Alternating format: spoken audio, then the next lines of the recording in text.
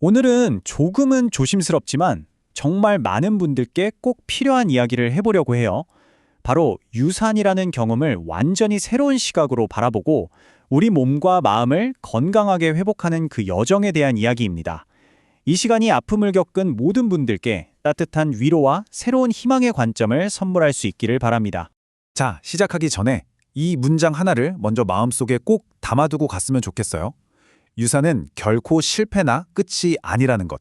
오히려 더 건강한 생명을 맞이하기 위해서 당신의 몸이 잠시만 숨을 고르자고 보내는 아주 자연스러운 생물학적 신호라는 것.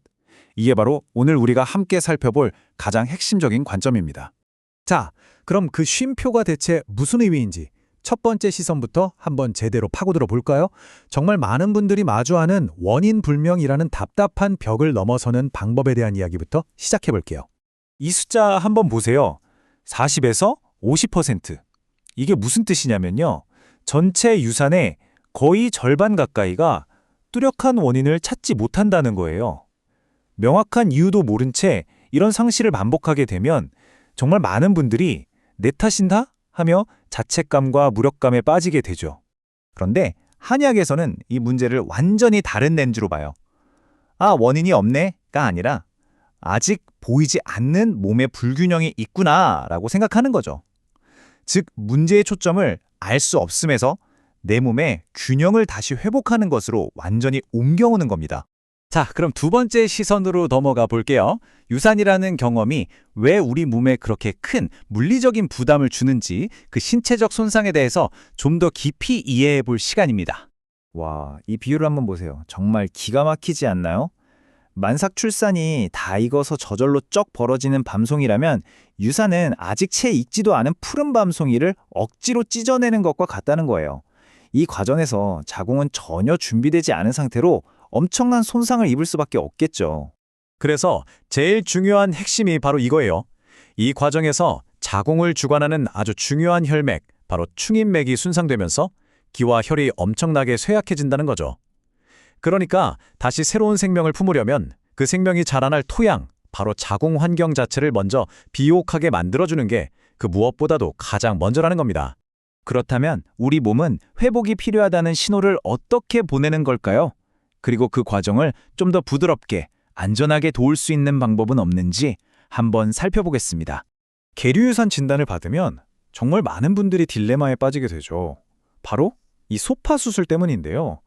어쩔 수 없이 날카로운 도구로 자궁 내벽을 긁어내다 보니까 아무래도 자궁 내막에 상처나 유착이 남을 수 있거든요. 이게 장기적으로 다음 임신을 방해할 수도 있다는 걱정 다들 하시잖아요. 바로 이 지점에서 정말 흥미로운 대안이 등장합니다. 수술이 아니라 우리 몸이 가진 자연적인 회복 시스템과 함께 작동하는 방식이에요.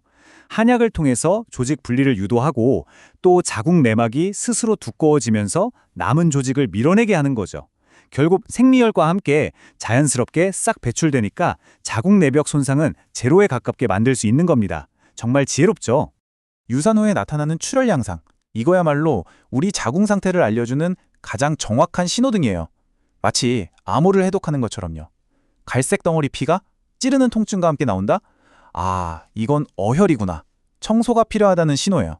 반대로 통증은 없는데 콸콸 쏟아지는 선홍색 피는 기허 상태, 즉 몸이 혈액을 꽉 잡아둘 힘이 없다는 뜻이죠.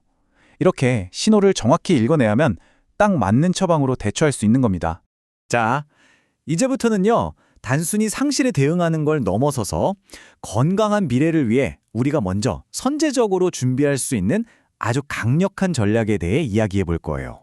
이 수치를 보면 왜 우리가 선제적으로 움직여야 하는지 그 이유가 너무나 명확해져요.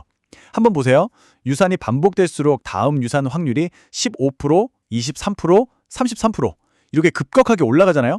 이 악순환의 고리를 반드시 끊어내야만 합니다. 그 악순환을 끊는 핵심 전략이 바로 이 반달 전의 법칙입니다. 아주 간단하고 강력해요. 과거에 힘들었던 그 시점이 오기 딱 15일, 그러니까 반달 전에 미리 자궁을 안정시키는 약을 써서 마치 성벽을 쌓듯이 튼튼한 방어벽을 미리 구축해 두는 거죠. 그리고 이 약재들이 작용하는 원리가 정말 직관적이고 재밌어요. 원래 뼈랑 근육을 단단하게 붙여주는 그런 결속력을 높이는 약재들이 있거든요. 상기생이나 두충 같은 것들이요. 이 약재들이 자궁 안에서도 똑같이 작용해서 태아랑 자궁벽 사이를 아주 강력한 접착제처럼 딱 붙여주는 역할을 하는 겁니다. 자, 그리고 가장 중요한 건요. 이렇게 몸을 세심하게 보듬는 접근법이 그냥 좋을 것이다라는 막연한 기대가 아니라 아주 강력한 과학적 데이터로도 증명되었다는 사실입니다. 94.4%. 이 숫자에 한번 잠시 주목해 주세요. 이건 정말 강력한 숫자예요.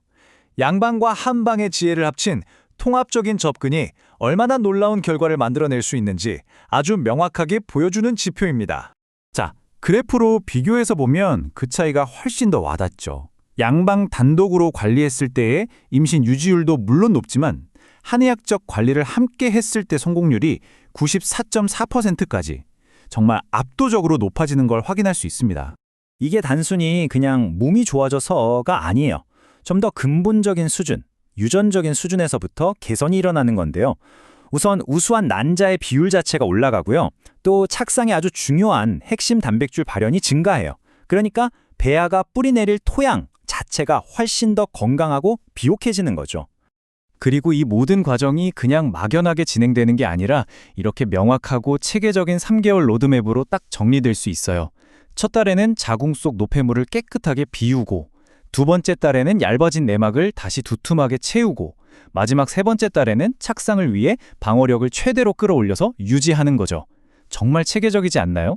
유산이라는 아픈 쉼표를 지나오셨나요? 그 시간은 결코 끝이 아니었어요. 더 건강하고 찬란한 미래를 맞이하기 위한 아주 소중한 준비의 시간이었습니다.